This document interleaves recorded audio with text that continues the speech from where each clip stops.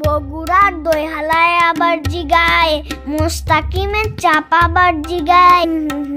পানির নিচে ডলফিনটা তো জঙ্গলের মতন, হে দাদা জঙ্গলের মতন। ইয়ামিন, আমারে চিনছো? তুমি আবার কে? আমি হলাম এই শহরের সবচেয়ে বড় কিডন্যাপার। হে হা হা হা। আজকে আমি তোমাকে কিডন্যাপ করে নিয়ে যাব, আর তোমার বাবা মার কাছে মুক্তিপণ হিসাবে 10 লক্ষ টাকা নিব। হি হা হা হা। বললেই হলো, কি যোগ্যতা আছে তোমার? এ আবার কেমন কথা? যোগ্যতা নেই মানে? আমি তোমার আগে আরো 10টা বাচ্চা কিডন্যাপ করেছি, আর সবার বাবা মায়ের কাছ থেকে 10 লাখ টাকা করে মুক্তিপণ নিয়েছি। আমি এই শহরের সবচেয়ে বড় কিডন্যাপার। আর তুমি আমার যোগ্যতা দেখতে চাও? কালাচান, ধলাচান, ওরে ধরো, নিয়ে চলো আমাদের ডেরায়, তারপরে ওকে আমাদের যোগ্যতা দেখাবো। আরে চেইতো না, আমি ব্যাপারটা বুঝাইতেছি। না, আর কোনো ব্যাপার বুঝবো না। এখন আমি তোমাকে কিডন্যাপ করে নিয়ে যাব। আরে ধর ওইটারে। ইয়ামিন, তোমাকে তো আমাদের ডেরায় নিয়ে আসলাম, তোমার কি কোথাও ব্যথা লাগছে? আরে না, ব্যাপার না, আমার কোথাও লাগেনি। আচ্ছা, তোমার তো তাইলে ক্ষুধা লাগছে তাই না?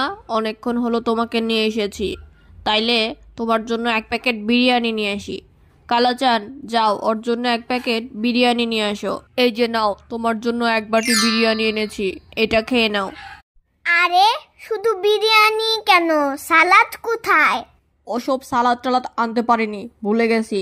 আচ্ছা যাই হোক, তোমার কুত্তাটারে আমারে দিয়া দাও, ওরে ফালাই দিয়ে আসি। ও কুত্তা না, ওর নাম টাইসন, আর ও আমার সাথেই থাকবে। আচ্ছা বাবা, ঠিক আছে, তোমরা তাইলে খাও, তারপরে দেখতেছি বাকিটা। বস, ও ততক্ষণ খাক, আর আমি ততক্ষণ ওর বাবার কাছে ফোন দিয়া জিজ্ঞেস করি আমরা ওরে কিডন্যাপ করছি, উনি টাকা নিয়ে কখন আসবে। আচ্ছা ঠিক আছে, তুই ওর বাপেরে ফোন দে, দিয়া 10 লাখ টাকা দাবি করবি। ইয়ামিন, তোমার বাবারে ফোন দিছিলাম, আমরা 10 লাখ টাকা দাবি করছি।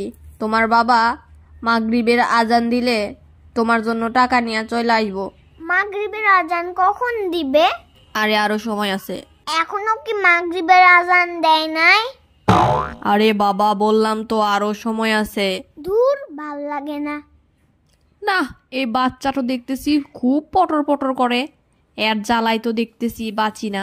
ও থাক ঘরের ভেতর, চল আমরা একটু বাইরে গিয়ে বসি, ওর বাবা টাকা নিয়ে আসলে ওকে ছেড়ে দিব।